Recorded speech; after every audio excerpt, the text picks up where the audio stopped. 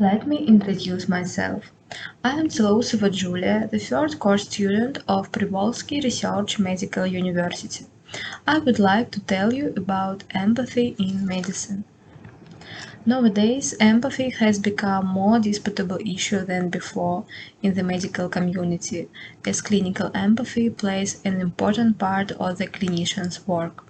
Modern trends in the development and improvement of the medical care regard to clinical empathy as a core value. Maximizing the development of empathic skills turn into one of the learning goals of medical students and workers.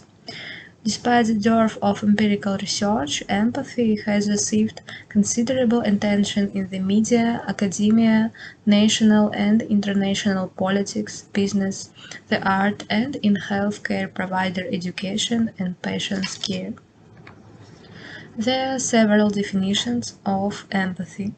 Empathy is understood as an individual psychological feature of a person, characterizing his ability to sympathy and comprehension of the emotional state of other people. The ability to empathy, on the one hand, is a socially conditioned trait of character. On the other hand, it's a genetically predetermined feature. Most researchers distinguish emotional empathy, which is based on the mechanisms of imitation and projection. The concept of empathy was initially introduced in the field of social psychology in the 1950s, where it was defined as the capacity to think and feel oneself into the inner life of another person. A prominent figure in person-centered therapy, Rogers, described empathy as a relational approach, referring to it as a very special way of being with another person.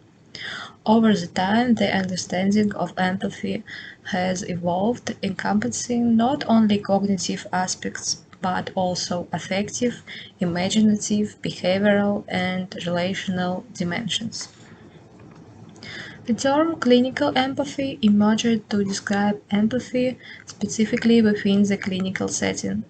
Clinical empathy is defined as a sense of connection between healthcare workers and patients that arise from involving imaginative, affective, and cognitive processes. There is a widespread agreement that empathy plays a crucial role in medicine. Various studies have demonstrated that empathy can enhance both the quality of care and the overall experience for both patients and healthcare providers. In general, three components are distinguished to create the internal sense of empathy. These components describe the psycho-emotional processes in which the healthcare provider encounters empathy internally. These three components are to put yourself in the patient's shoes, to feel that patients feel, and to understand the patient's perspective. However, too many emotions can call into the question some or even all clinical judgments and cause emotional stress for the healthcare provider. There are situations such as in emergency or surgical care where clinicians require a high level of detachment to enable them to demonstrate their professional skills. It's worth mentioning that an internal sense of empathy doesn't necessarily lead to empathic behavior. To be completely fulfilled, the inner sense of empathy must be accompanied by empathic behavior. This empathic behavior can be reduced into two areas. The first is to show a genuine concern, and the second one is to convey empathy for another person. As for the methods, there are various tools to measure empathy levels. For example, the Jefferson Empathy Scale. It's a well-known, valid, and reliable instrument for measuring clinical empathy in students and practitioners of all medical specialties. Other tools for measuring empathy are often used in research, including the Interpersonal Reactivity Index and the Emotional Empathy Scale. Nowadays, empathy training is receiving a lot of attention. The level of empathy can be influenced by educational intervention instilled in students throughout the curriculum, including both didactic and experiential learning.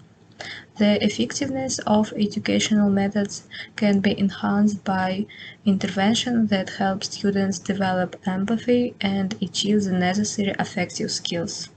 Competencies in affective skills are included in the accreditation standards as required curricular outcomes. The Association of American Medical Colleges included empathy as an essential learning objective for medical education. In conclusion, empathy is considered to be an integral part of professional skills, along with knowledge, humanism, and competence. Professionalism based on empathy is of a particular importance in patient-centered and collaborative health care. Thank you for your attention.